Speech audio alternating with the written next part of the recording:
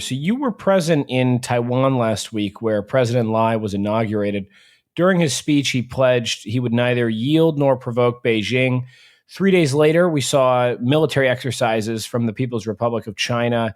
And then the day after that, while the military exercises were ongoing, tens of thousands of protesters took to the streets in Taiwan to protest reforms in Taiwan's parliament initiated by Lai's opposition, the KMT. So I'd like to get into all this, but let's just take it step by step. First, how long were you in Taiwan, and can you tell us about the inauguration and Lai's speech?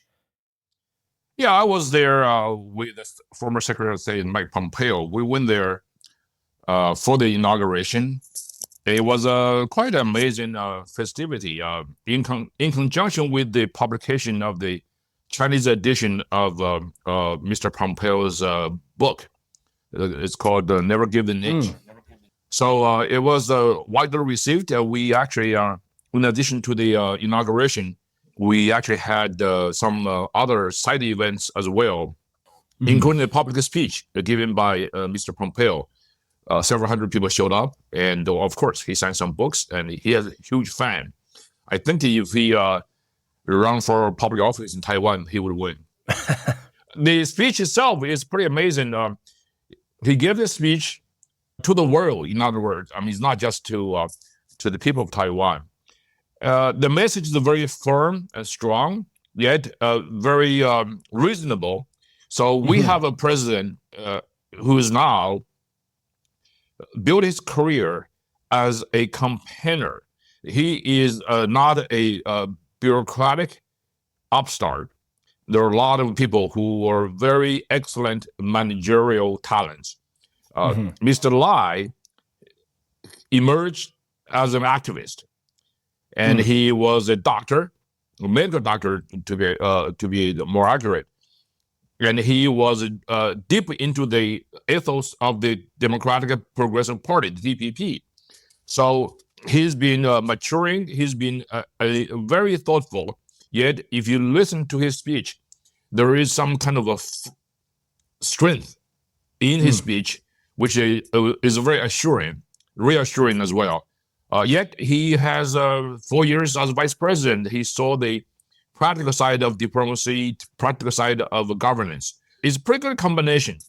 I hope, under his leadership, people of Taiwan will have a great achievement, in other words, for the next 4 years. And he is also quite cosmopolitan, I might say. So we had a very nice meeting with him after the inauguration, and he was very keen in how we would react to his speech, and we thought it was fantastic. So how central was the issue of cross-strait relations as opposed to, say, his domestic policies? And how would you describe his platform in terms of his vision for the politics of Taiwan? That's actually a very good question, because he ran for the president of Taiwan. He won. And this 2024 election is very different from any previous election since 1996, in the sense that the issue dominating the debate, dominating the campaign, is not just a cross-strait relationship. It has less and less to do with China, more to do with domestic governance issues.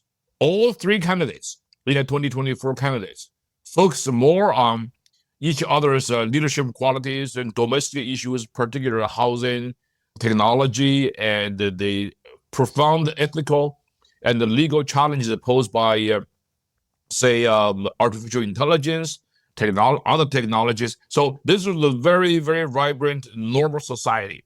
So I think it may have something to do with the kind of a PRC fatigue. China has been threatening Taiwan every single election. Basically, use of arms. You can see it in this case as well. So people just pay less attention to it. I mean, during the 2-day so-called punishment drills conducted by the PLA, around Taiwan Island, I was right there in the middle of Taipei. Literally, you don't see any sign of people caring about this. People really don't care about this. So there is nothing there. That means that psychologically, at least, the PRC has completely miscalculated. And some have characterized Lai as having been, let's say, more of a firebrand when he was younger, calling for independence, whereas they say he's, perhaps more moderate today. Although it seems like he talks about Taiwan's position in the international system in the way that you have, that there's no need for independence because, it's already a sovereign nation. Is that an accurate characterization? Would you say that shows a change in thinking, or is that pretty consistent? In the American politics several years ago, we had Senator John McCain. Mm-hmm. John McCain branded himself as a maverick, firebrand. But if you look at the John McCain's policy, foreign domestic, was pretty mild, moderate, very thoughtful. He's very similar to that. Of course, this is a totally different political background. President Lai carry a very balanced approach to foreign and domestic policies. He is not a irrational activist making major policies considering the security and prosperity of Taiwan without any sort of a practical consideration. In his inaugural speech, and I listened carefully, there is a great balance of continuity and changes. Most of it's continuity. I mean, nothing that he said has been new, but he said emphatically in a very different direction. For example, you mentioned about the issue of independence or not. I mean, he said, hey, listen, this is, first of all, to China is none of your business. Secondly, People's Republic of China and the government in Taiwan and the country of Taiwan do not belong to each other. That has been said many, many years ago, at least for 20, 25 years. So there's nothing new there. But the Western press reported this as if this is something entirely new. It's not. The foreign press fall into the trap of the Chinese strategy of red herring. Chinese government always try to find something to pinpoint President Lai has moved away from the norm. He has not. And in the speech, he focused a lot about how to strengthen Taiwan's domestic economy and enhance technology. He used one phrase I thought was very interesting. He wants to build Taiwan as the economic empire where the sun will never set. That's pretty ambitious for an island country, right? Of course, Taiwan has the qualification to say things like that because Taiwan has been leading in high technology and some of the major economic sectors in the world. Secondly, he also strengthened the importance of national defense. He said he's going to increase budget and effort on national defense. And of course, that brings out to the question of the U.S.-Taiwan relationship, because the U.S. Has the Taiwan Relations Act that would ensure Taiwan have the necessary defense capabilities. But in the meantime, President Lai also emphasized the capability of indigenous manufacturing of key weapon platforms. And Taiwan, as you see, under the previous President Tsai, they developed their indigenous submarine. So that's basically is one of the very important examples. Now, here comes the two key part of that is the cross-strait relationship between Taiwan and China. And he said, hey, listen, I want to have dialogue. But the dialogue has to be based upon the fundamental principle that the People's Republic of China and the Republic of China in Taiwan do not belong to each other. Again, this is nothing new, but he said this is a condition. I'm going to talk with you. I want to have peace, prosperity. War is no good for anybody. So, but China doesn't take that very nicely. So as you can see, they reacted pretty irrationally and they make a fool of themselves. I want to talk about China's reaction. So the inauguration took place on Monday, the 20th, and there's 3 days until the military exercises start.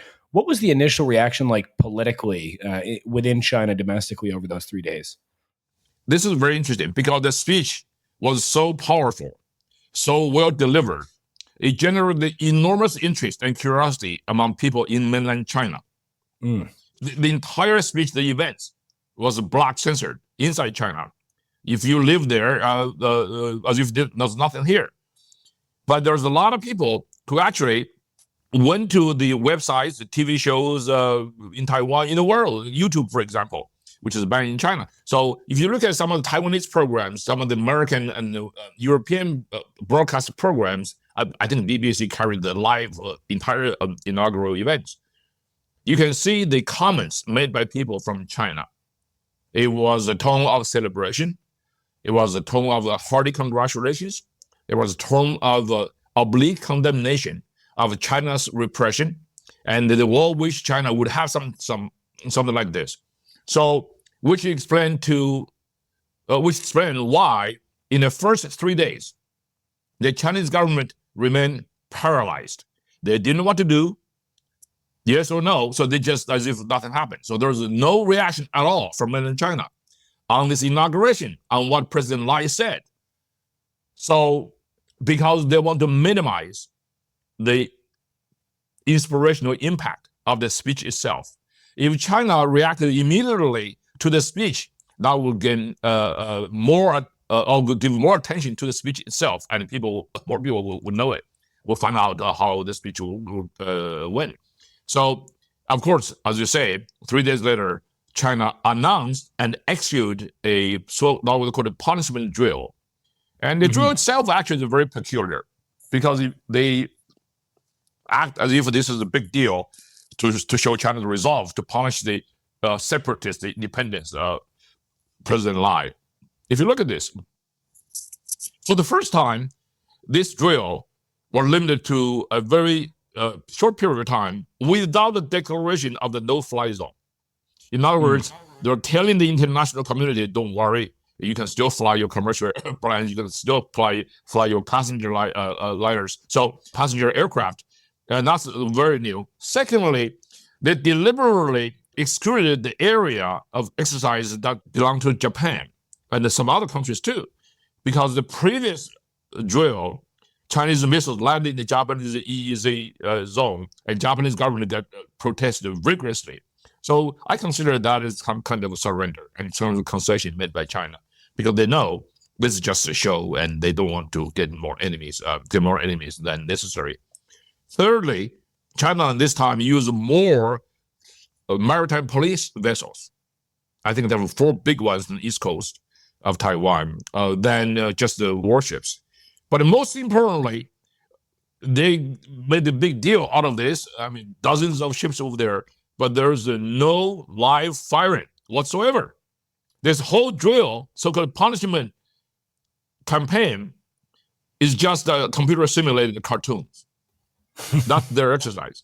So this whole thing is just a farce. In the end, it sent a message to the world: the Chinese government is just bullies. They cannot react to rational events with rational reasoning. Only thing they know is just to bully whoever they don't want. Secondly, this whole campaign means nothing to people of Taiwan. It's not a win-win, it's lose-lose for China. That's fascinating that, as you say, it seems like they're actually sort of ramping down the exercises as opposed to previous ones. I'm just curious, I mean, you said on the ground there wasn't much of a reaction.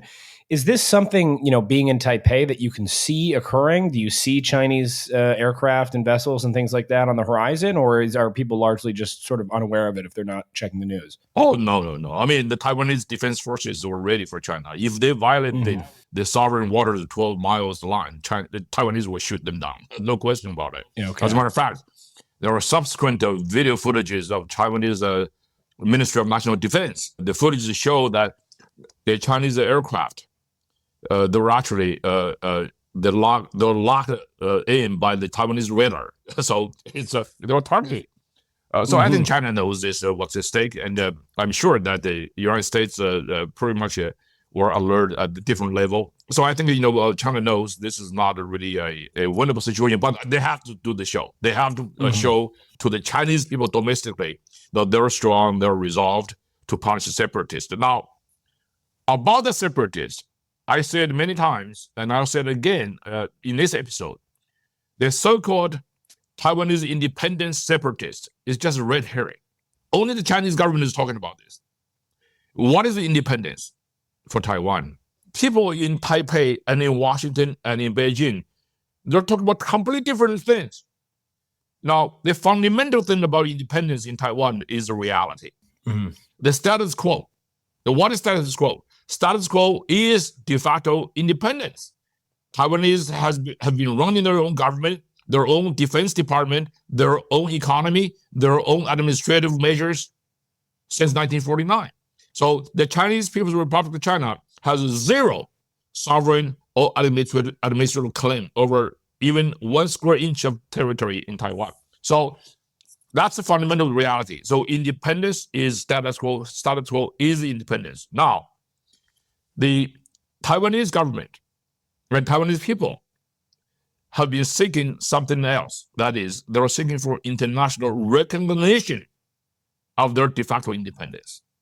So that's what they're striving for. So we're talking about international recognition. Now, what the Chinese were talking about, the independence in Taiwan, I think it really touched upon the third realm of the meaning of the independence. That is the declaration of independence. Do you really declare there is such independence in Taiwan? That has something to do with the Chinese sort of imperial hubristic face, right? You cannot face reality, but then at least you don't have to say the emperor has no clothes on. That's basically the three things. One is the reality is independence.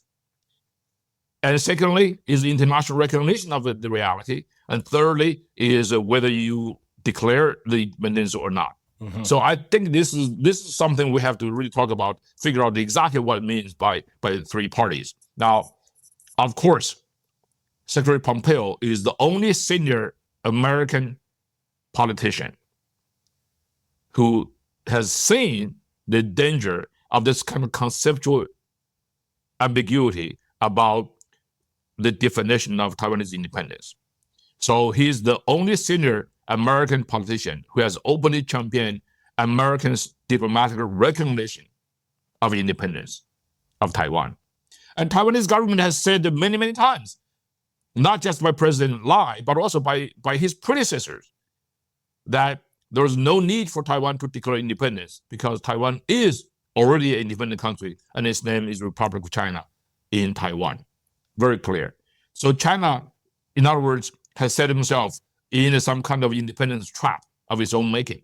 You cannot explain away these three very different definitions of independence. I think China all cares about its declaration. I want to talk about the protests, which began on the 24th. What is prompting these protests specifically? What specifically are the reforms on the table in Taiwan's parliament? This is pretty amazing because with all these momentous events taking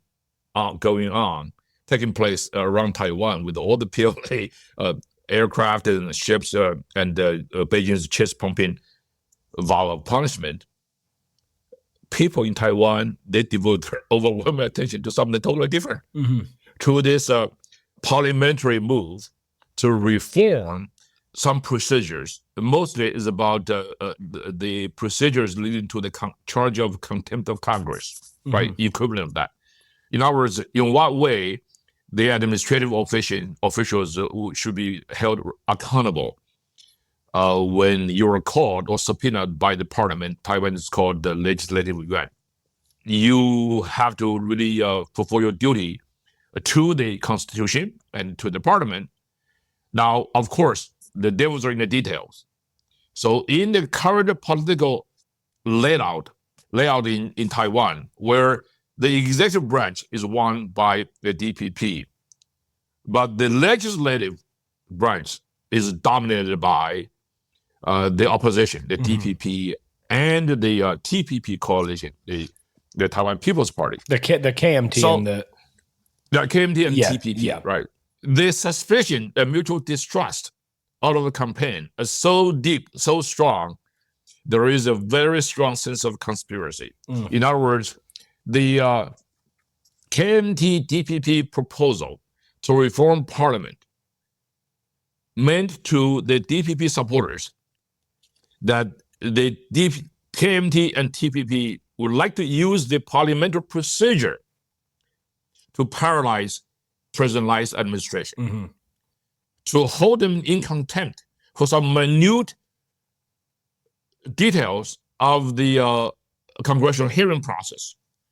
For example, the DPP supporters charge that in the proposal, you are asked a question in the hearing you are not even allowed to shout back at the question. And you are not even allowed to reply in a strong way, and that will be held as a contempt of Congress, right? So this is basically, I'm sure there's both sides that have some legitimate arguments for this. There should be some kind of procedural accountability on both sides when it comes to parliamentary inquiry. Every democracy has that. But in the current situation, particularly, the timing is terrible for the KMT and for TPP, because the timing is that the nation is surrounded by an aggressor, threatening to invade you. In the meantime, you are trying to sort of play the politics in the eyes of the TPP supporters. So they see the connection between the internal enemy and inside the fifth column. That's basically right up the ordinary people nationwide. And I don't think the KMT-TPP coalition really predicted such a strong reaction. My hotel in downtown Taipei was minutes away from major gathering square. Each night, tens of thousands of people showed up there. Wow. But they showed up all in a very orderly fashion. It was impossible to even imagine if you have this much people went on the street in the heat of the night, in Paris, in London, or in New York City, in Washington, D.C., there must be some kind of some violence, but not in Taiwan. Everybody was very, very emotional. Everybody participating in this democratic process, yet there was no violence. Everybody's orderly.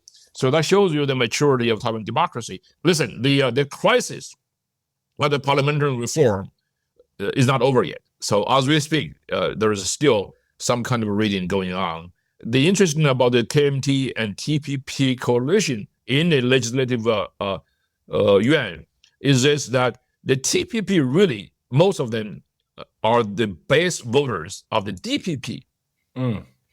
And so many of them actually, I think they've actually regretted voting for TPP. So it may well be the case that a large number of the TPP, the split the middle sort of third party, will come back to TPP, will strengthen the incumbent party in Taiwan. Interesting. So, and you mentioned, I mean, the maturity that you perceive in Taiwan's democracy. I'm wondering how polarized, especially given the disagreements over the China question, these things, how polarized do you think Taiwan is as a country in comparison to, say, the United States right now? Oh, the United States is much more polarized than Taiwan. Yeah.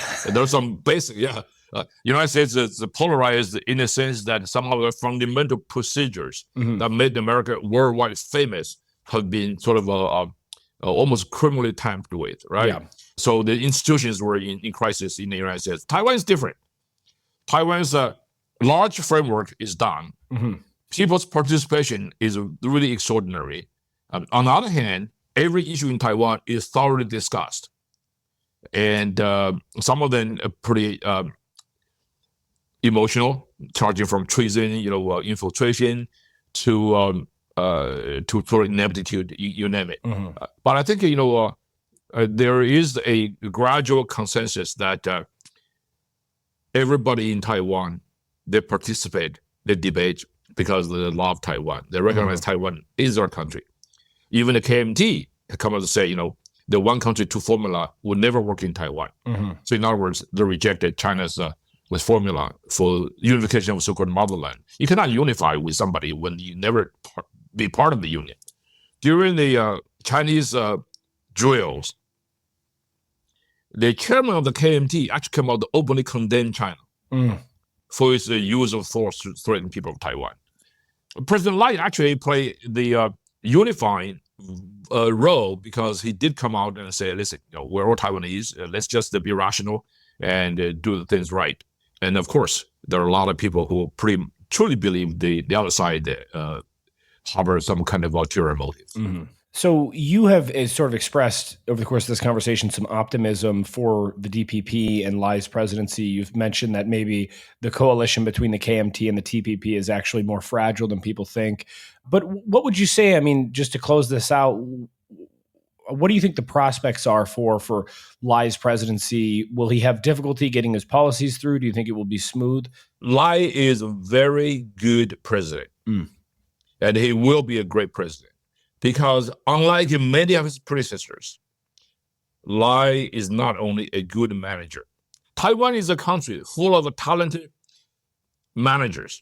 They're very well-trained engineers, doctors, accountants, historians occasionally. But they do things right, professionally. This is basically a country of middle class bourgeoisie, as you will, if you will. However, Lai is different. He not only can run things, he's also a leader.